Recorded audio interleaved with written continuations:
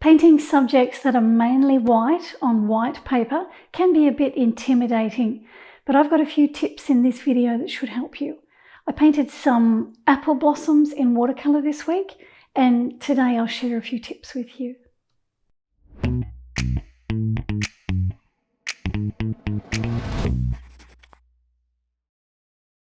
We have an apple tree growing in the garden, so last time it was in flower I took some photos of the blossoms, and for this painting I used 3 of my photos.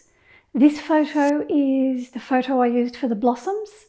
I took 2 leaves from this photo and 1 leaf from this photo, and I combined them all into this simple painting.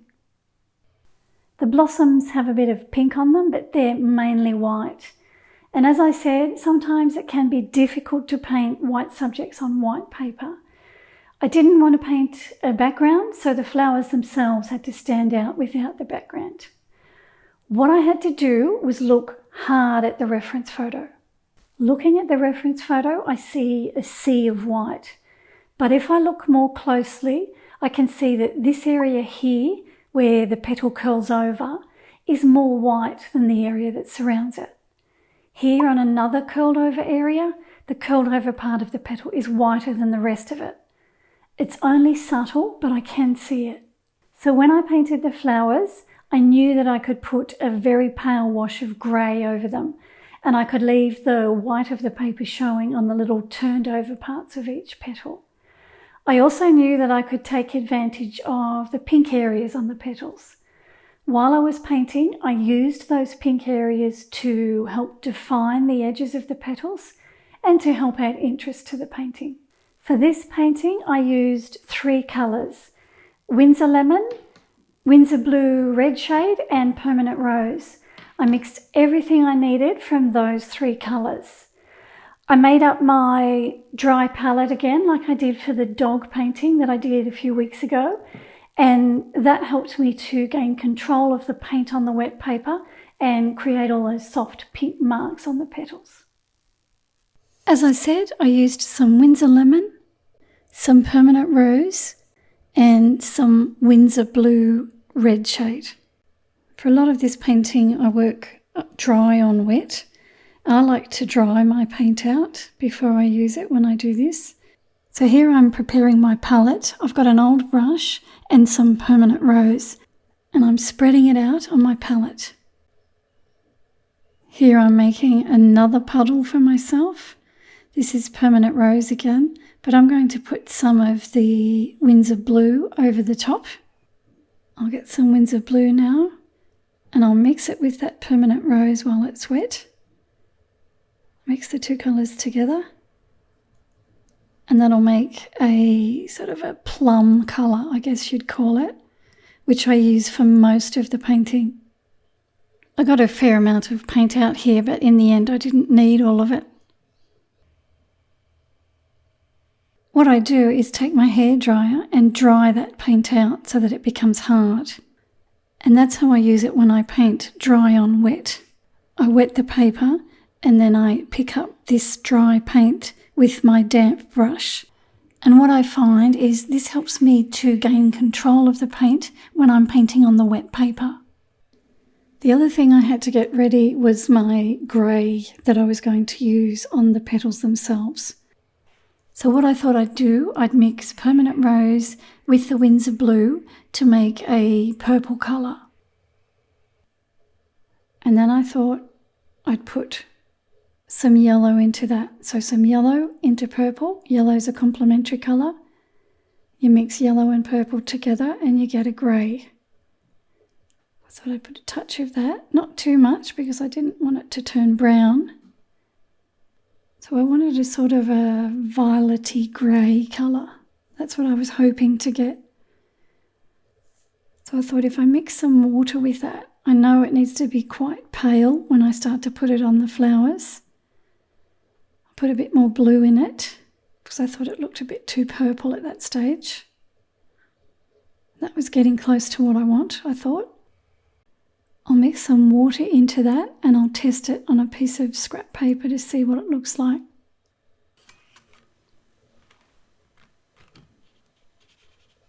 It's a bit dark, so I'll need some more water in it. I don't think I'll get it much better than that, so I decided to go with that colour. So that's the 3 colours mixed together with only a tiny bit of the Winsor lemon. I used that grey that I just mixed to start painting on some colour onto the petals. I wet the paper first before I put the paint on. Here I'm using my number 5 Da Vinci Maestro round brush. So that petal is wet with water now. Here's the water on the paper. It's got a good sheen on the surface, so that's ready for me now to put some paint on. I pick up the grey paint and then I start to paint it onto the wet paper. I'm painting on wet paper because you can see some white paper still showing in these other petals. When I put the paint on, I don't want to completely cover the white paper. I still want to see some of it. But I don't want the marks that I make on the paper to have hard edges on them. I've left the areas where the white paper will show through. So all these little areas here that are turned back, I won't put any paint on those. It'll just be the white paper that you see. But on the petal itself, on the body of the petal, I also want to see some white paper. So I don't want this colour to completely cover each petal. So that's why I've wet it. The water on the paper allows me to have those soft paint edges around all the marks that I make. So here I am here getting to the end of most of the petals. I've wet each one of them and I've put that violety grey colour that I mixed on each petal. But I've left some white paper showing on all of them. Now I want to start to add the pink markings on the petals. I do this on wet paper as well. So here I am wetting this petal all over with water. Then I take my brush. It's not sopping wet, it's damp with a bit of moisture in it. And I use it to pick up that paint that is dried. I give my brush a little twirl to get the point back. And then I give it a little test to see if it's not too dark or if it's not going to spread too far. And then I paint it on. I let the water on the paper move the pigment. All I do is touch my brush to the surface. Taking off some paint now, and I'm going to start to spread that out a little bit. Create some streaky lines. All of this is done on the damp paper, and I only need a tiny amount of paint. A little bit of paint goes a long way on the wet paper. I'm painting more than what I see on the reference photo. I will use the reference photo to guide me, but it is only a guide and I tend to do my own thing with it.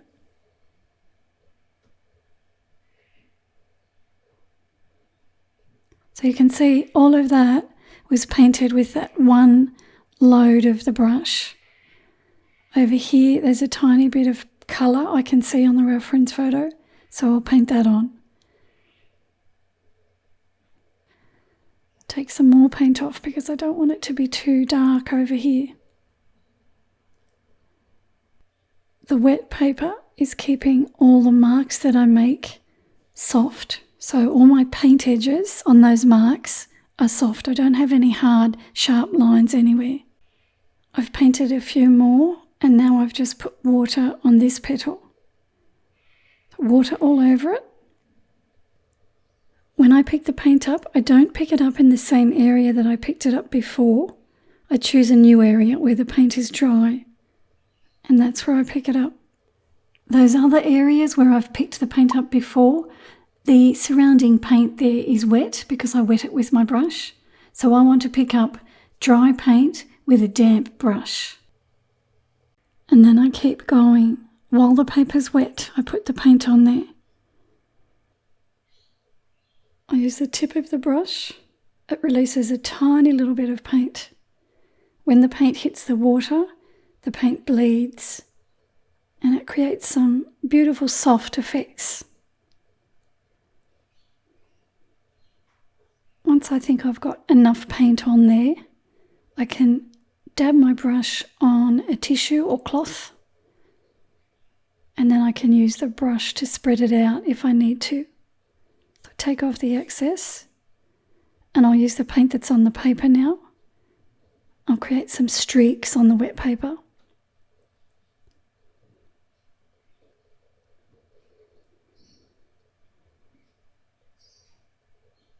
So all I'm doing is using the paint that's there and I'm pulling it down towards the centre of the flower.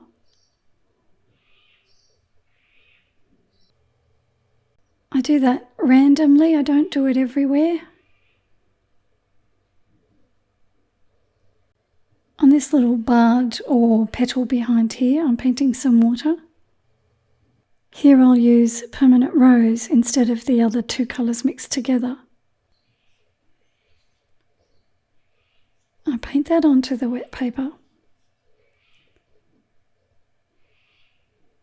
I preferred using the two colours mixed together to paint most of the pink areas. I felt that the permanent rose on its own would be too bright and it might overpower everything. Just taking the paint out of my brush now. You can see I've left some white paper showing there. Tidying up the edges. I've done quite a bit more. Now I'm starting over on this flower on this side. I've just wet this petal with water and I've got some of that dry paint again with the two colours mixed together. I put the paint on and then I can spread it out. I've just sped this area up.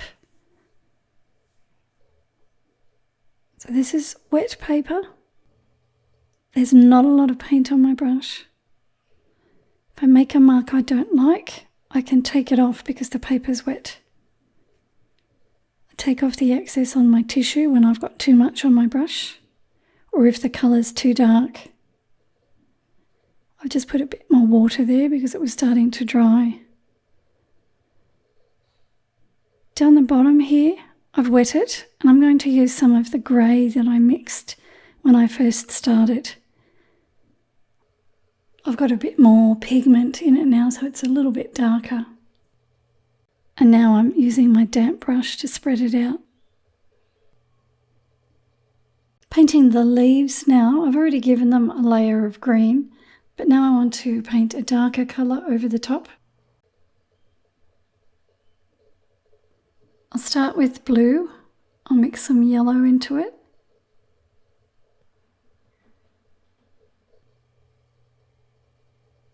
So I've mixed the blue and yellow together there, but I don't want it to be quite so pretty.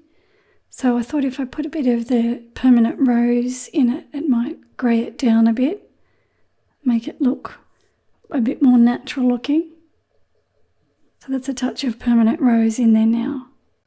I'll use that colour on this leaf over here on the left hand side. Here I'm wetting it with water because I want to work wet on wet. I'll use that green that I mixed and let's see what it looks like over the top here. I'm working wet on wet here because I want the marks that I make on the paper to have soft paint edges. I want to leave some of the lighter colour that I washed it in with showing. I don't want to completely cover that with this colour. I also want to keep these leaves fairly simple. I don't want to fuss with them too much. I used that same colour here on the underside of this leaf as well. That's on wet paper there too. When I was painting these flowers and leaves, I was determined to use only the three colours that I had out. I didn't want to get any more colours out. Towards the end of the painting, I saw that I had a gap here in the middle. So I've got one flower here and two flowers over here, and I needed to join them together somehow. So without drawing a branch and painting a branch in, I thought I'd paint some of the grey paint in there. So this is the grey paint that I mixed at the start of the painting when I painted it onto the petals. I wasn't sure what colour I should use, whether I should go for green or maybe the pink, but I decided to use the grey just to be safe. I hadn't done a colour study, so I wasn't really confident enough to experiment here. I'd spent so long on the flowers themselves that I didn't want to ruin the painting by choosing the wrong colour. So to me, the grey was the safest option. I thought I'd carry some of it off here onto the background as well.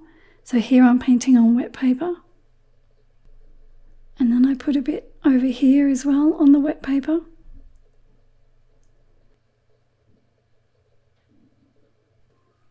As I was painting this, I wasn't sure how far to go with it, whether I should put it on the left-hand side of the painting as well, or just here where I'm doing it now. Had I done a colour study before I painted this one, I could have experimented with that. Perhaps green would have looked better here, or maybe even the pink, but I wanted to be safe. I wasn't game to experiment.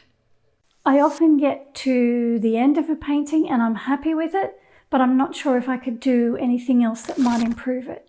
When do you stop working on it? It's always a difficult question to answer. Sometimes I'll take a photo of my painting and I look at it on the computer, and that gives me a fresh view of it, and I can often see areas of the painting that might need a bit more work. With this one, I'll show you what I did. I took a photo of it with my phone, and then I imported it into Photoshop, and I turned it black and white. That allowed me to see all the tonal values more easily. I feel that if my painting works in colour, then it should look just as appealing in black and white. If it's a bit ordinary looking in black and white, then I know I need to increase my tonal values and add some more contrast. With this painting, I didn't want to fuss with the flowers anymore, but I thought I could increase the value of the area where the leaves touch the flowers. So I mixed a darker green with more pigment, and I painted that in those areas where the leaves touch the flowers.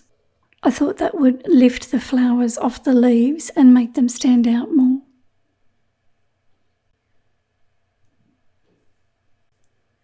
Then I added a little bit more grey to the background, just in there, and then I took another photo of it to check. This is my new photo. I turned it black and white, and then I looked at it next to the other one. So the new one is on the right where I added the darker shadows, and the other one before I added them is on the left. I don't think it made a huge difference, but I was happier with it. I painted a few more grey areas here and there, and then I called it finished. I hope there was some useful tips in there to help you with your painting. I forgot to mention that I painted this on Arches cold pressed watercolour paper. I'm in the process of editing a full-length version of this tutorial. I'll publish it on Patreon when I get it finished.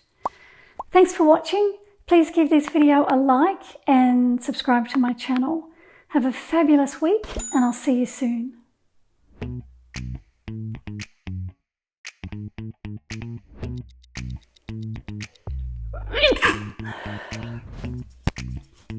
To help define the edges of the petals and to help add interest to the painting. Got a runny nose. It's always difficult to answer that question. Sometimes I'll take a painting of my photo and I look at... Sometimes I'll take a photo of my painting and I'll look at it on the computer.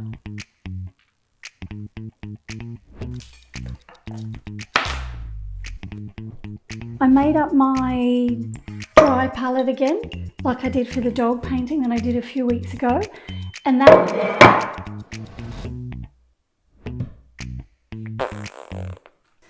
while I was painting, I used those pink areas to help define the edges of the petals, edges of the petals. The blossoms have a bit of pink on them, but they're mainly white. And as I said, sometimes it can be difficult to paint white flowers. This one, I'll show you what I did.